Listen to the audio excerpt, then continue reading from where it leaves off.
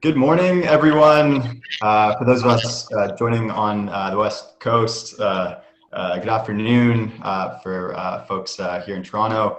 And thank you for joining the Canadian Lenders Association's webinar on capital formation in specialty finance. Before we get started, I'm going to give you a quick intro on the CLA. We're the largest trade group for lenders in Canada. We have close to 100 members across the country, which we represent on various policy issues and host really great content like the webinar you're about to see today. If you are a lender or a firm in specialty finance, we strongly encourage you to become a member, take a leadership role. We'd love to have you. We host sessions like this about once a month. So if you're interested, go to lendersevents.com to go and check out the programming that we have for the rest of the year.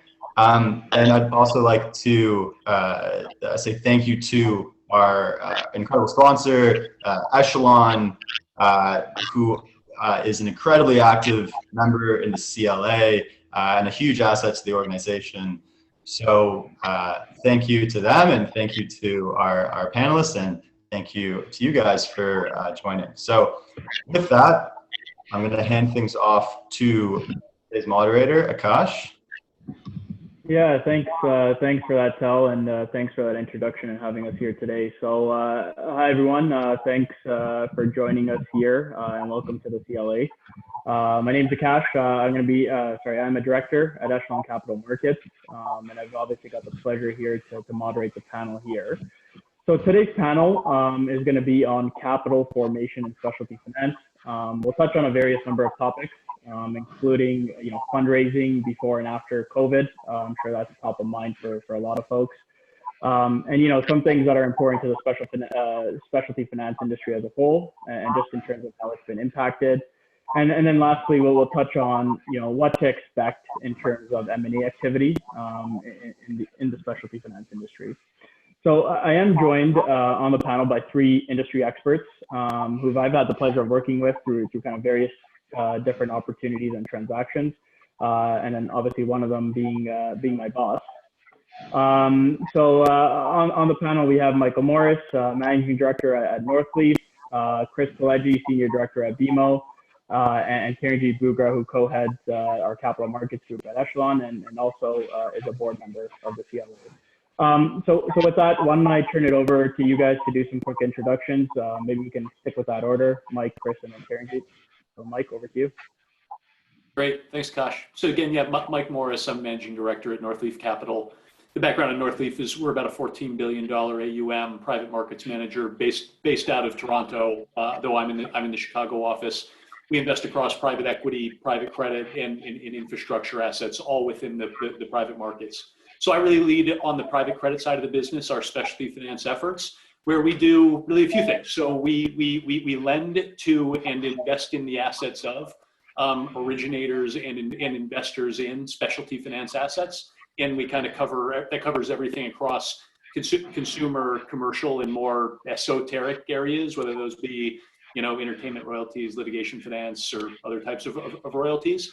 And we'll do anything from kind of providing senior debt, either in warehouse form or in term form, to originators of these assets. We'll do junior debt, and then we'll also do structured purchases of assets directly. And oftentimes we'll kind of pair any one or more of those investments with an equity investment directly into the business. So we love partnering with kind of growing platforms within those core consumer, commercial, and more esoteric areas. Generally, we're providing anywhere from $20 to $100 million of capital to them, generally to support growth. And again, we love partnering with growing platforms. So that's kind of the background on us. Perfect. So I'm Chris Pileggi. I'm a Senior Director in BMO's Commercial Banking Specialty Finance Group. We're a relatively new group, so we're about 2 years old. We very much like Michael focus on lender opportunities. What we tend to look at is funds or lenders that are looking to either acquire portfolios, leverage their funds to enhance for investor returns, things of that nature. Probably sizes of facilities are 25 million or above. By way of background, I started at TD Commercial Bank. I led Equitable's specialty finance group for Equitable Bank for about 7 years while I managed their portfolio there. And I moved to BMO about 2 years ago. Yeah, that's about it. Good afternoon or good morning to our friends in the West Coast. Karanjit Bugra here. As Kosh mentioned, I have the pleasure of being the co-head of capital markets for Echelon. For those of you that are not familiar with Echelon, we are an independent broker-dealer. We have two sides of the business. We have a wealth management platform that manages about $6.4 billion in AUM across 60 advisor teams across the country. The more relevant portion for this discussion is our capital markets division, which encompasses about 40 professionals in investment banking, equity research, and sales and trading. And then more recently, one of our core focuses has been in the specialty finance sector, where oftentimes we are advising non-bank lenders on arranging capital for their M&A needs. Our team in this regard was transplanted from another group in the industry, and we've been a part of about 15 transactions in the space over the last while, and it's growing. We're currently engaged in 4 transactions in the space. Experience has ranged from consumer lenders to commercial lenders, small business lenders, mortgage lenders. You kind of name it in the subsector, we've kind of touched it all. And a lot of what we have been doing has been arranging loan book capital for our clients. And so we've worked with Mike and we've worked with Chris on various transactions amongst many, many others, and really providing a tailored structured advice to our clients. And so this is a sector that's near and dear to us. I do have the pleasure of being a board member of the CLA. Our relationship with the CLA is pretty deep, as Tal mentioned in his opening comments. And we are, as of recently, the preferred financial advisor to the CLA membership. So we're proud to hold that distinction and we take it very seriously. So with that, I guess hand it back to Akash. Yeah, thanks. Thank you, John, for those introductions. And I hope the audience, you guys can kind of see the different backgrounds and the different organizations here that will be providing their perspective. So I think that'll be good. Just in terms of some quick logistics, this is a 1-hour panel, and after we go through some of the discussions, I will have about 15 minutes or so at the end for Q&A. Tal did tell me that you can kind of enter your questions through Zoom through the Q&A box at the bottom. So feel free to do that, and near the end of the presentation, the discussion, I'll go through some of those questions. So we'll keep that in mind. And I should have mentioned that the panelists here, they did promise that the panel discussion here will be more exciting than the debate last night. So with that, why don't we get right into it? And no surprise, first question is related to COVID. And so, I'll ask the panel, what are some of the biggest differences, you've seen in how you look at deals now versus pre-COVID? And then, also, how has that thinking evolved over time, particularly in the early stages of COVID to now? Because I know even within, that time frame, it's been, COVID's been going on since really March shutdown. And so it's been a long time since that. So maybe you can, speak to how you've changed your thinking on all that. Mike, maybe we'll start with you. Yeah, sure. Happy to kick off. So, I mean, the obvious answer that I'm sure everyone in kind of my seat or Chris's seat would tell you is that it made us more cautious, right? We not only toward the beginning of COVID, are we looking at a scenario where it appeared pretty quickly, more likely than not, that we'd be entering a recessionary environment. But also, this is pretty unprecedented, at least during the lifetimes of anyone on this panel and probably in the audience, in terms of the type of just impact from a health standpoint that this is going to have on the broader economy. and on the kind of personal lives of, all of the people that we interact with on a day-to-day basis. So that made us more cautious. And look, when we underwrite and look at new opportunities, we're very used to saying, first things first, like, how bad can things get? What happened during the last financial crisis? What happened in the recession versus that? But then you enter something like this and all the cards get thrown in the air. So again, the easy answer is it made us more cautious, and it certainly put a hold on things, on the types of opportunities that we were generally seeing across, consumer lending, especially with respect to more subprime, prime type individuals who we thought may be more impacted by in this environment. Certainly put a pause on doing things in kind of the subprime portion of the commercial and small business space. So we really took some time off of pursuing those opportunities. But we're still a well-capitalized organization with a set of funds that wants to go out and take advantage of the environment. So what it really caused us to do is to double down and look much harder at those opportunities in kind of the third bucket I mentioned earlier, the esoteric stuff, which tends to be less correlated. So legal or litigation finance, different types of royalty investment opportunities in the U.S. anyway, where we deploy a lot of capital, opportunities that relate to kind of healthcare receivables, all of which are pretty non-correlated and not impacted by the type of environment that we're in. We found a lot of good opportunities to kind of go after those types of pools of assets and support those types of originators at a time where most banks that were supporting those businesses kind of took their foot off the gas or wanted to exit their positions. So we found plenty to do with that within those segments. And now, as we've kind of come through or partially through the other side, we've started to opportunistically go back into some of those segments that we had some more pause around within small business lending, within consumer lending. And while there's certainly still a question of what are things going to look like when we get totally to the other side, we've found a way to stay active and to continue pursuing opportunities in some of those areas. Fantastic. Chris, Kiranjit, anything to add to that? I'd echo Mike's approach. We were definitely more cautious in entering the environment. I would say that we were kind of fortunate enough to have a lot of term sheets in the market kind of February, early March.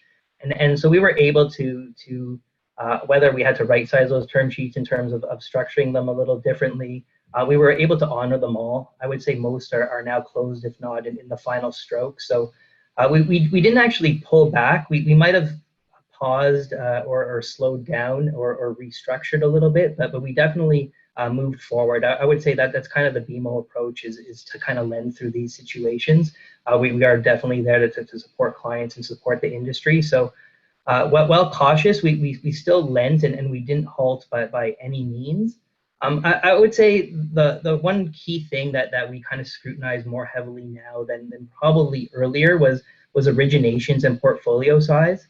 I think what we saw was that a lot of originators, a lot of lenders, they either halted originations altogether, or they slowed down originations, or they changed their underwriting models. But whatever it was, that there was maybe it was even reduced demand, but there was a hit to originations, and that hit kind of spilled into portfolio size.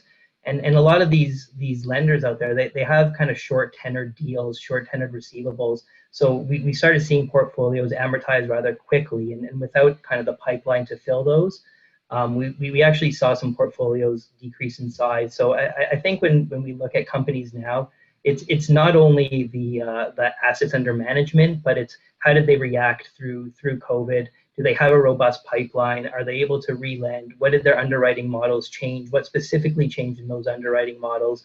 And are those changes playing out? Obviously, it's a bit early, but I would say in terms of, again, originations and portfolio size, those are the key things that I think our team has kind of switched in terms of analyzing more heavily.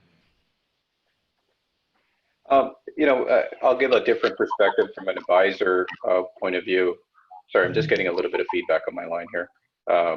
And, just give a little bit of a different perspective.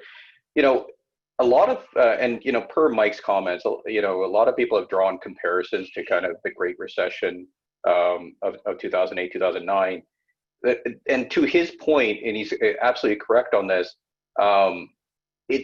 this is not that situation. I mean, when we were dealing with that, it was a financial crisis to the nth degree, and that's what caused it. I mean, you were talking about banks being levered 40 to 1 and using customer deposits for lending that were maybe higher risk, and everything kind of collapsed from there. You're now talking about a little bit of a different issue. You're talking about a health crisis that has precipitated government to act to kind of freeze the economy. So, what's that to mean is that there is no playbook for this. And what we found when we were actually marketing, and we actually marketed a deal right at the beginning of COVID. And what we found was, unlike the previous financial crisis, credit didn't actually seize up from the big banks or from credit funds for that matter at all. And the reason why is there was in the beginning of COVID, it was, okay, well, we have to wait. We have to figure out what's going on. What does this all mean? But we're still lending. We are still lending. We may be not as eager to put money out the door, but we are still working on transactions.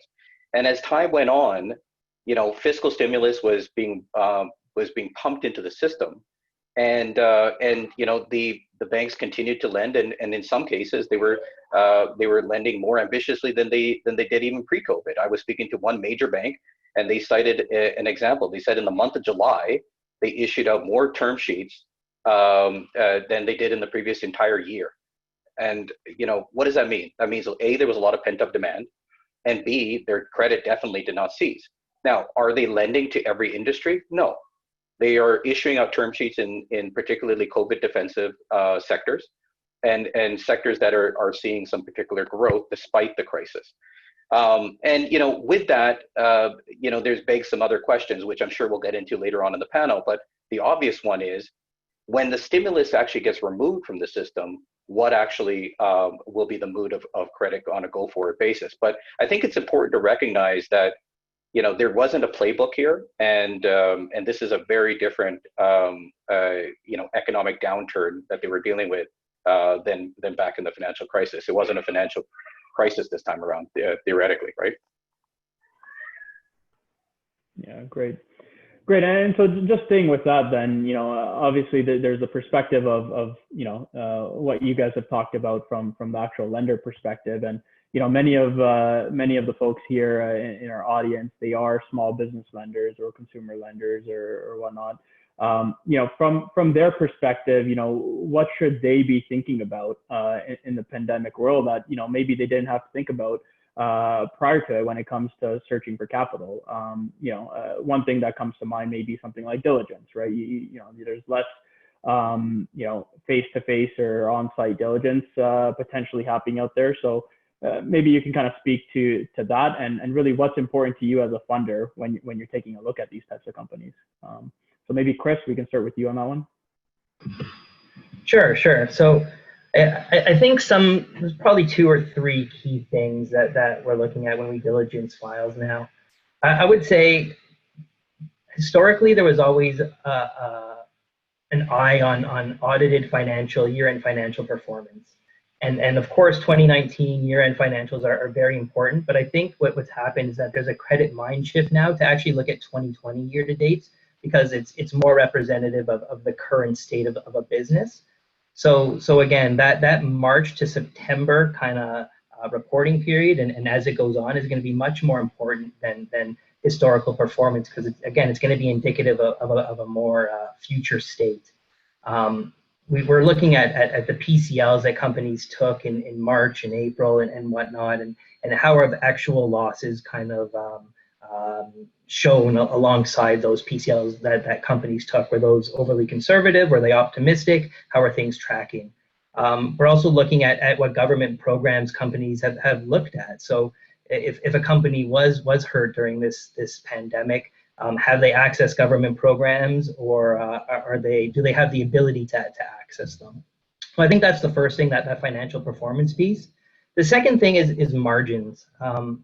we're looking at margins more with higher scrutiny, I would say, than we have before, because we need to assess a company's ability to kind of pivot or adapt through this environment. So like we're looking at the variable costs in their structure, whether it's staffing, whether senior management's taking pay cuts, like what are they doing to reduce their expense structure? Is there a high component of fixed tech costs or R&D that companies have to maintain year over year before that tech stack goes obsolete? So that's another thing we're assessing.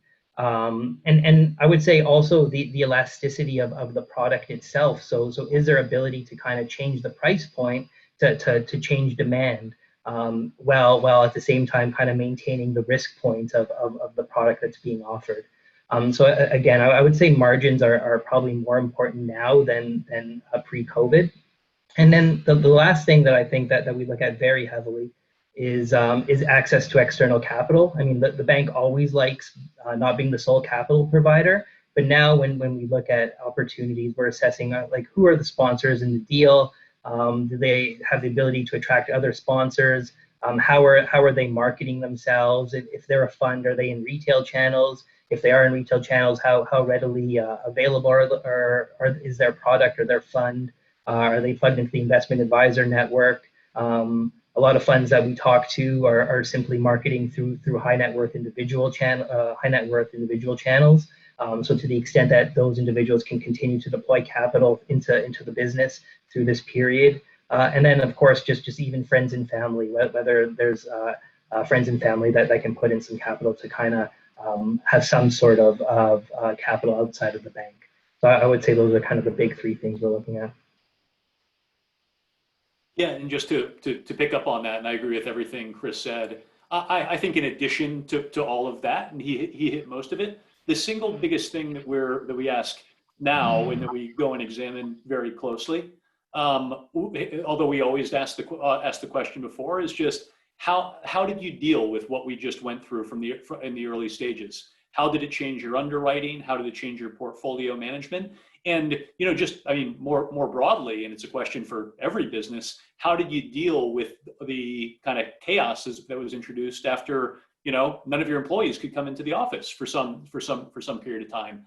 Like that, in my experience, it's those kind of massive operational underwriting or portfolio failures when folks in my seat have really gotten in trouble and lost money. And I actually think that what we just went through is a pretty good litmus test of a functioning, well-oiled platform. And if they were able to manage through that, maintain some semblance of, as Chris alluded to, book size, and not drop the ball. And for those that were able to grow during this period, huge bonus points. We're really examining how they manage through this period of time. And I think that for those in the audience that own, manage, run these businesses, like just if you're going to go out and raise capital in this environment, you've got to be all over your approach and demonstrating that you took a prudent and hopefully advantageous approach to what we've just all lived through over the last 6 or 7 months.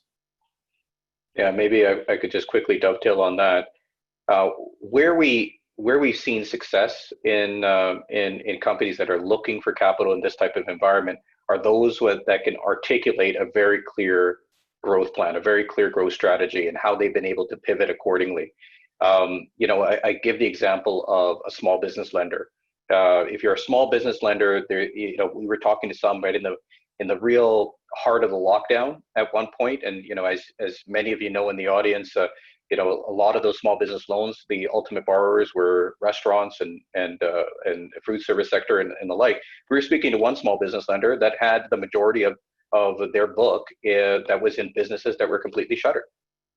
But in speaking to another small business lender just the other day, we realized that the crisis allowed that lender to actually shift their book considerably over a course of time, and the stimulus that their ultimate borrowers was actually receiving saved them from a whole swath of defaults and losses.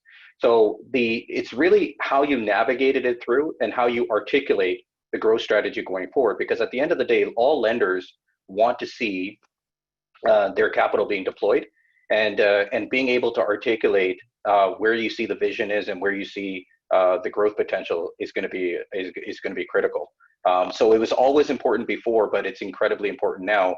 I think lenders have been very forgiving of in terms of having a hiccup during this time period, but it's not so much about what you did in the last period. It's more about how you're going to perform in the next game.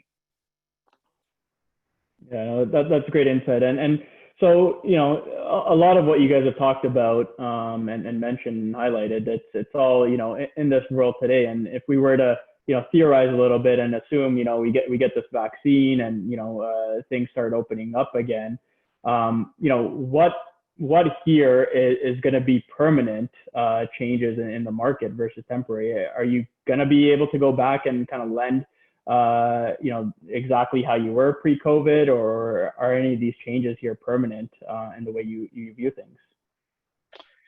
You know, from my perspective, there's some obvious things that have transpired during the COVID environment that is forever going to change how we function as a society. And so taking a macro perspective on it, and we do a lot of work in the technology space, not just in lending, but working with technology companies. Well, if you're an e-commerce business, or if you're a company that supplies or provides services to e-commerce companies, well, you've seen a huge amount of demand over the last little while. We have one company that we work with that's not a lender, for example, that provides e-commerce platforms to large grocers, as an example.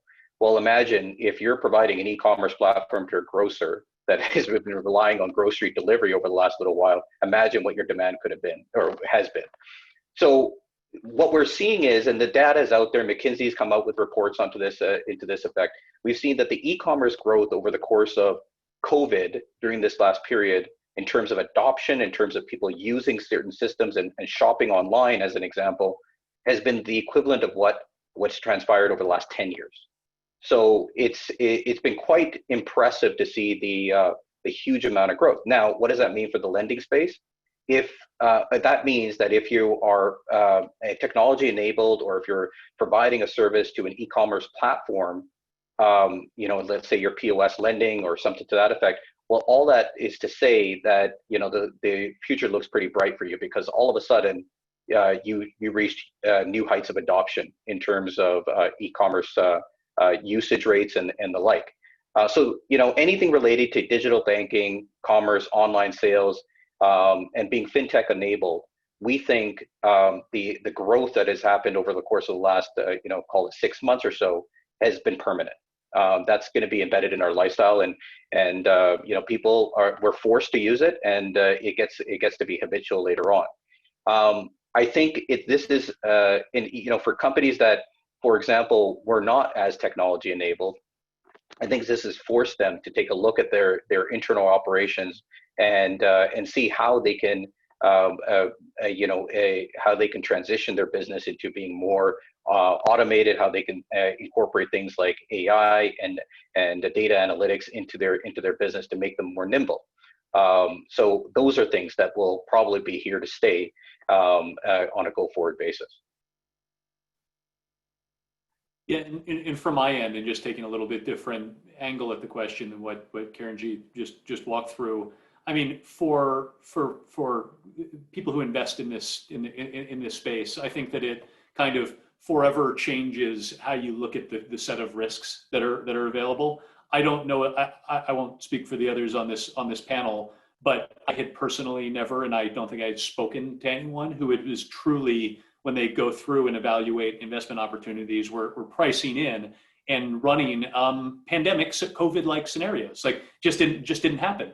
But I'm pretty sure that everyone who lived through this for the rest of my career, this will be a consideration, and we'll probably look into and evaluate and model out for any given business what happens if we live through another one of these scenarios. So I think for business owners, for players in the space, business owners and the like, as you're sitting here evaluating your business and how you move forward, I mean, if you were solely a lender, a small business lender to restaurants in the past, or take an even more extreme example, and I don't know of any of these, but bear with me, but to the tourism industry, if that's all you did, Yeah, I think you got to do some real rethinking around the business model, your pricing model, and kind of where you want to be positioned and how you want to position yourself in the future. Because for most folks that are in the environment of investing into this space, they're going to be thinking about this type of risk for the next 5, 10, 50 years. Who knows? But for the long term. I think Michael and Karen G kind of hit it on the head, so I don't have much to add. I mean, the only thing I'd add from kind of a BMO perspective, and we had a call with our mid-market M&A guys earlier in the week, and one of the big things was, are you seeing diligence happen through COVID, and how comfortable are you operating off remote diligence and things of that nature? And I would say, to my point earlier, like we had several deals that we were able to close and diligence through COVID, and whether it's kind of field exams that occurred remotely or Zoom calls with management, I think we were able to still get comfortable with the risks on deals. And of course, you get deals referred from people you trust, centers of influence, right, accountants and lawyers. So that also mitigates some of the risk. But I would say that there's probably going to be some additional or a move to diligence remotely. We're based out of Toronto, so we like to go see everybody regardless of where they are, and I can see that maybe slowing down a tad in kind of the post-COVID era. Something that maybe a follow-up question almost to all of us, and I'm kind of curious to hear Chris and Mike's take on this. How have you reflected the pandemic in your credit agreements? Because we've negotiated 3 credit agreements during this pandemic, and we keep on trying to figure out, should it be incorporated? How should it be incorporated? And this kind of sparked in my mind just now with what you were just talking about. Very quickly, have you seen or have you figured out a way of how to reflect the pandemic in the credit agreements at all? It's a really good question, Karen G, and not one that I think we've reflected on directly.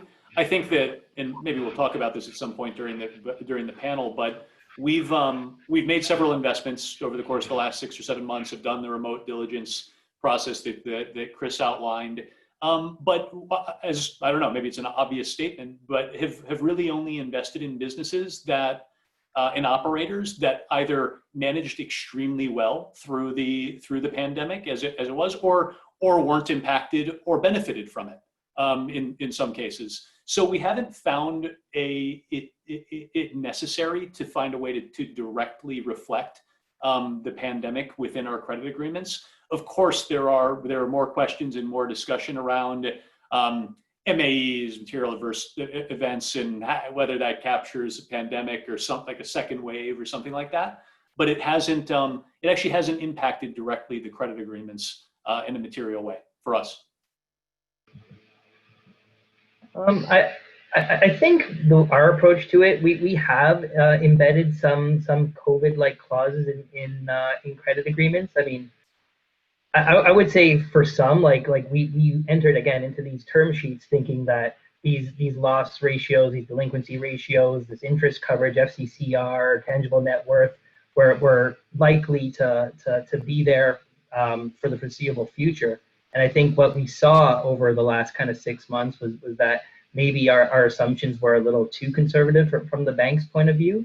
So I think one thing we've done to kind of adjust through credit agreements is kind of step ups, for example. So maybe your interest coverage isn't exactly 1.2 times or whatnot, but maybe quarter over quarter, you're thinking that you can get there. So we built in step ups in that respect. Similarly, in kind of the loss and delinquency ratios that we've put into deals, we started them slightly higher than we would normally, with the understanding that things kind of normalize over time.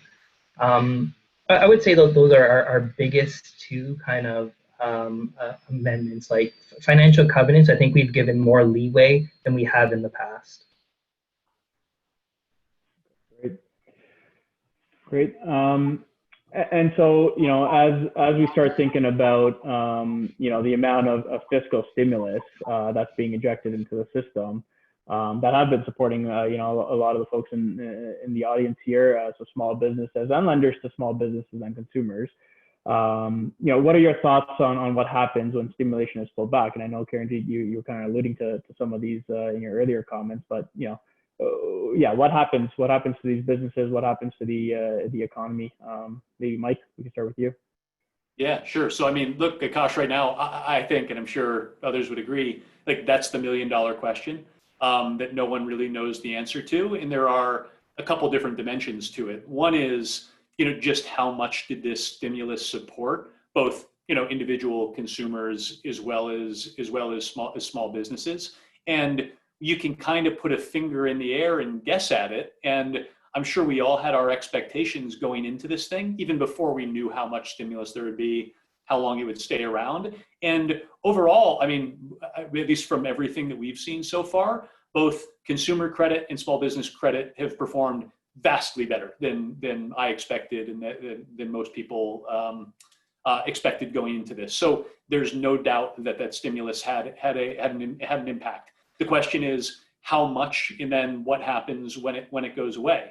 And so, as I said, it's all a matter of both magnitude and timing. I think that everyone would agree that it can't stay around forever, but until we get to a point where we're able to put some bounds around the magnitude and as well as the kind of quantum, it's really hard to approach some of these asset classes lending to individuals or businesses that will be or should have been very impacted in the way that we were before. So we're approaching it with caution.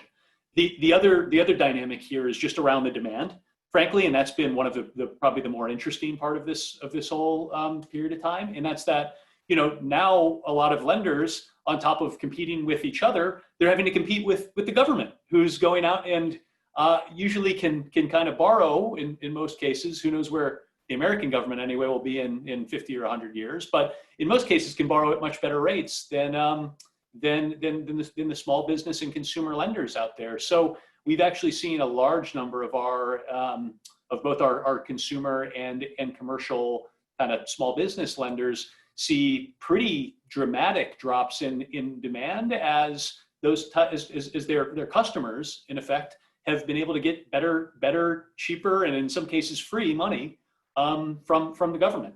So I think it's all about the kind of timing and quantum, as I said at the beginning, but it's created an interesting atmosphere for many folks in this space. It's kind of an interesting quandary that we're in, right? Everybody realizes that the stimulus was absolutely necessary to inject into the system. I don't think there's a lot of people that said that the governments shouldn't have reacted the way they did by injecting billions, if not trillions of dollars into the system and all these different programs. What is the effect? The effect is that V-shaped recovery became very real, almost. In particularly in the United States, I don't think there is an example of a forced depression-like era to be bounced back into a wartime boom in a matter of 2 quarters. And that's really what essentially happened. Now we're in this point where we are in an unknown environment as far as when this health crisis is actually going to come to an end. We know what will it take to bring it to an end, and that's a vaccine.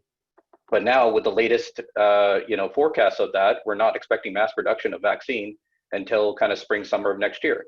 So I'm of the view, candidly, that I don't think stimulus is going to dry up anytime soon. The governments can't afford it. There's just no way, because as soon as that stimulus dries up, we're going to see a drop off in the economic recovery. There won't be a choice. We'll end up having to lock our doors and all of that stuff, and that will create problems for everybody. So I do agree with Mike that this is a magnitude and quantum, or magnitude and timing issue. The unfortunate truth is, with stimulus carries other repercussions. We know that. But in terms of timing, I think until we see the light at the end of the tunnel, it's probably going to be here for the next little while. And I would also 100% agree. We've heard from a number of lenders that are praying for the days when the stimulus actually does end, because they are finding themselves competing against the government. They've used that phrase to us a few times. But there is also the general small business environment that is requiring it, as well as consumers that is requiring it, or in order to survive at this point. And I'll just add on that I think what happens after the stimulus is pulled is kind of based on several factors. First of all, I think the government's way too smart to just pull it at one time. Obviously, they're probably going to do a slow pull of the stimulus. It's not like they're just going to pull the rug out from under us. So I think it'll be a phased-in approach, and likely tied to what they're seeing in the unemployment rate. So I think to the extent that the jobs can be created, the government may kind of slowly pull that stimulus. But the other side of things is there's so many variables, right? Like what, are we talking specific geographies or specific industries? Like Alberta, there's probably more at play than just COVID right now, for example. And to Karen Jean's point, like I think there's a lot of merchant advance companies out there that can't wait for the stimulus to be pulled. But there's others that are probably adjusting their underwriting models. They're creating new products, and they're adapting through this period. So I think it really depends. You know, I've heard that mortgages, obviously residential mortgages, are doing phenomenal right now. So there seems to be a push of people kind of gravitating outside of the city because everybody's moving to more space. And so the mortgage industry is doing well. If you're a mortgage lender, you're probably okay right now. So I think short answer is it depends, but I think it's really going to be based on the government's approach to gradually phasing in the reduced stimulus. Yeah, great. And you know, just being mindful of time, you know, I do just want to remind the audience that if there are questions, feel free to pop it into the Zoom Q&A box. I see there's a couple there already, so we will get to that momentarily. So maybe just switching gears here a little bit, and kind of you know, talking a little bit more about M&A. You know, what have you seen in the market with particular respect to specialty finance? You know, based on, you know, what you expected, what surprised you, and then what is the future of M&A and specialty finance? That question is directed to me, right, Akash? Yeah, sure. So, you know, we're pretty active in the M&A market for specialty finance, and what we're finding right now is the consolidation of players is actually materializing. We were expecting this for quite some time, and you know, essentially it becomes a scale issue more than anything else. A lot of players, they kind of hit the ceiling point, and they're not able to get the real scale that they want to get through their own organic originations. So they're finding it better to acquire platforms or acquire portfolios. And what we have found is more recently, as a result of the COVID environment, those discussions have actually heated up a little bit. We're finding that particularly with some lenders that may not have experienced the best of times during COVID, and they're thinking about looking into their options right now, or it's forced them to think about, you know, maybe this is a non-core asset, or this is a non-core portfolio in our system right now. We may want to focus on our core competencies, but you know, the fact still remains, from an M&A perspective, there's a lot of conversations going on right now with players in the consumer space, small business lending, and as well as various forms of secured lending. And you know, there's something to be said about gaining those synergies with scale. You know, we, particularly in Canada, we operate in an environment where there's usually not 3 or 4 dominant players in a subsector. There's usually not. It's very regional. It's you know, it's a lot of smaller type of players. So when you do join forces and you do create that scale, you're able to drip a lot more earnings to the bottom line. So that there is something to be said about that, and there's a lot of opportunity. So as we go forward, we expect it to continue to heat up. There's you know, we've seen some public transactions in the space. particularly in with auto finance, we saw with what RIFCO was trying to do, and in the discussions they were having. There was the DealNet deal that got announced a month ago in the kind of the home equipment lending space. Home Capital disposed of a portfolio recently. So we're finding that the discussions are becoming a lot more frequent, and we think it's only going to become more frequent as we continue to evolve post-COVID. And even when we start thinking about kind of the stimulus kind of pulling back as well. Great. So just I want to make sure we have enough time here to answer some questions, and there's some good questions here by our audience. So again, for the audience, if you have any questions, just pop it into that Q&A box. So maybe we can switch to some of these questions. So maybe the first one here, I'll just ask or read out loud here. It's by Kevin Westfall. He mentioned, have there been any significant shifts in pricing and or structure as a result of COVID? I know we talked a little bit about some of the new clauses and such. I know Chris and Michael, you mentioned a couple things on that, but any significant shifts in pricing or structure that you've seen in any of your deals? I mean, I'll just jump in quick. I think when COVID was first an issue, the bank changed pricing. Obviously, our cost of funds had changed for us, so we reflected that in the pricing that we were offering at the market. But I think now it's things have normalized. So I would say the pricing premiums are largely gone, and we're kind of back to kind of pre-COVID levels. And I already spoke to kind of the amendments we've made in financial covenants and whatnot. But I would say just to reiterate the point that there's a bit of loosening of financial covenants for short terms, just to as clients kind of normalize and scale back to where they were pre-COVID. But go ahead.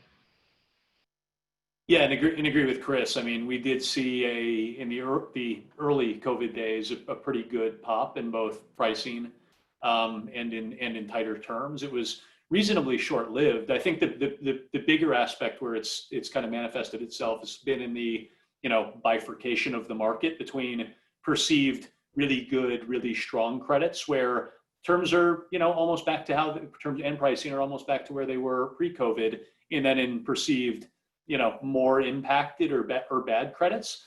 And on the ones that are on the wrong end of the bifurcation, you've still seen, in our view, a tremendous amount of increase in pricing and in terms that are lender favorable for folks in my seat. And it's been a lot of those are banks are lenders that unlike BMO and unlike Chris's experience, did have term sheets from banks kind of pre-COVID or in the early COVID days, and those banks just backed out. And so that's created an opportunity for groups like mine to come in and price deals and invest in deals that would have been bank deals with bank-like pricing pre-COVID and do them at more non-bank terms.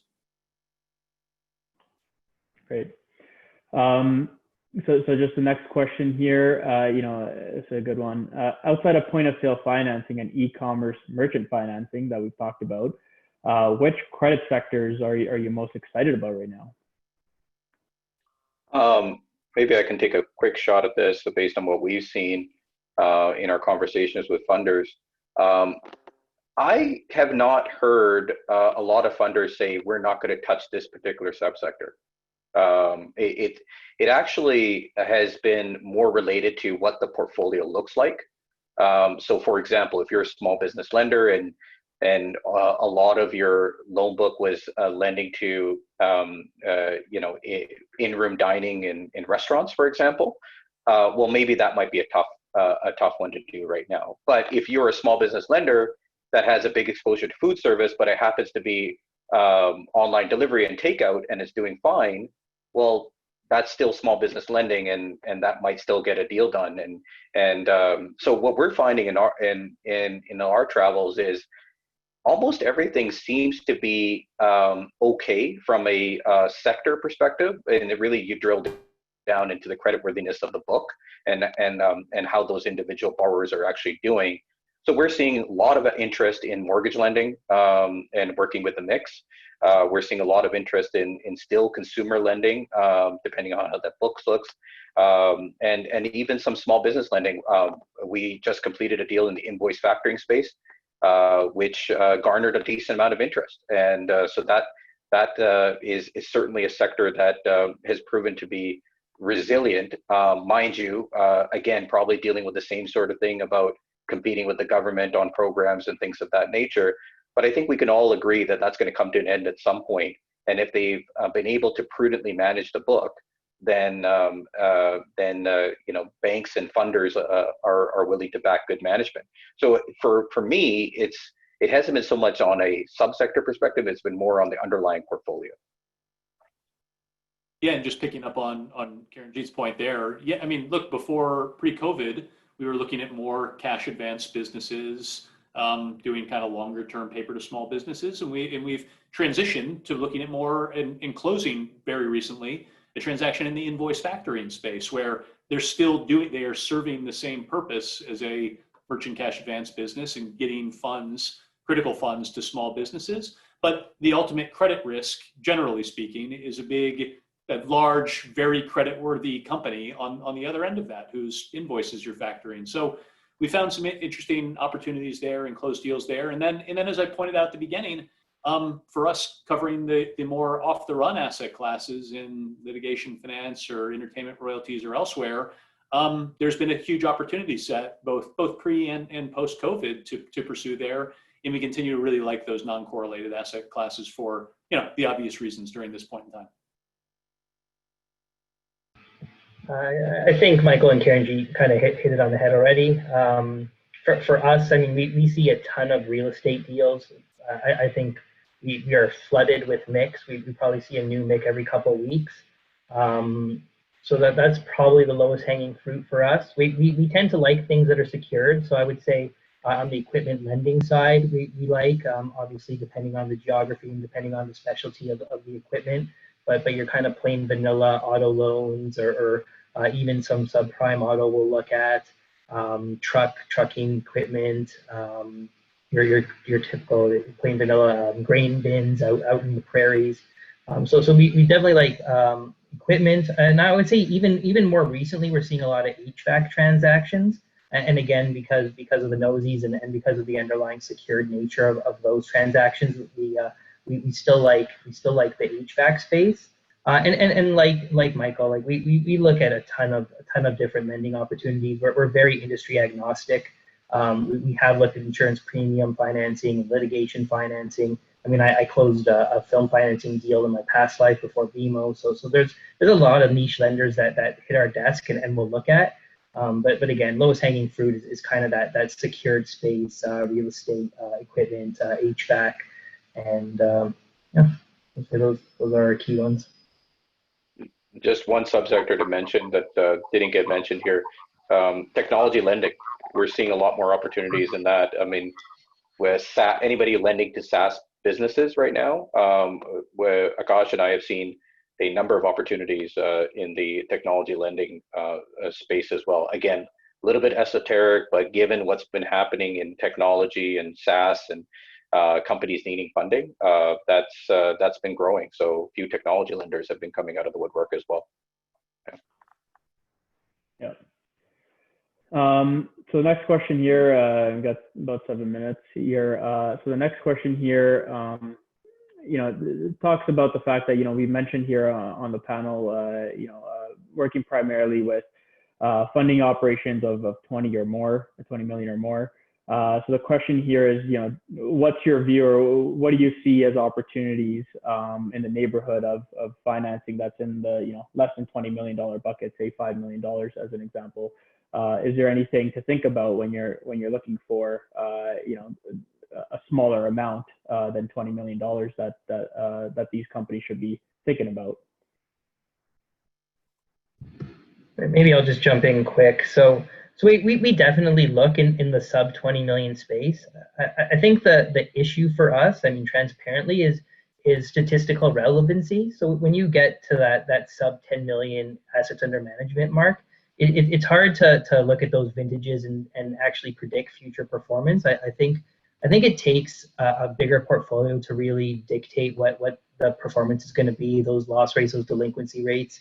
And I mean, it's not necessarily an assets under management thing, but also the seasoning of that portfolio. We see a lot of clients that come to us with great underwriting models and great tech stacks behind them, but they just haven't originated for a good amount of time. I'm talking 2-3+ years. So we will look at smaller portfolios, and if they are kind of north of that 3-year kind of mark, just by rule of thumb, I would say, then we'll look at them.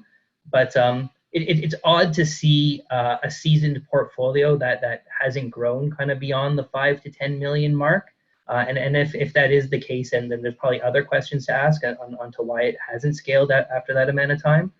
So yeah, we'll look at the smaller space, but it's just tough from a statistical relevancy, I would say, and seasoning point of view. Yeah, and I have all the same sentiments as Chris. The only thing I'd add is that the other piece is, even if they have enough statistical relevancy in the portfolio, or it's just a kind of asset class that we in the management team that we just know and feel good enough about to maybe kind of get there. The other big issue is just growth and deployment of capital, just based on kind of the amount of capital that we have to deploy and kind of need to deploy per opportunity.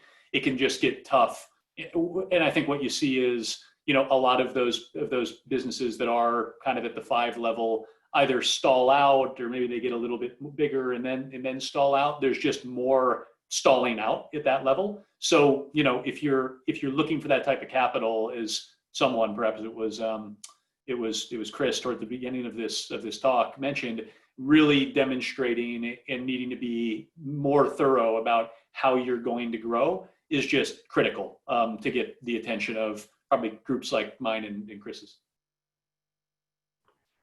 Great. So maybe we can squeeze one final question here, and I know there's only 3 minutes, but is there anything critical that you guys can think of that we should be preparing for when it comes to a second wave? We might be in a second wave right now, so what are you specifically doing to prepare for it?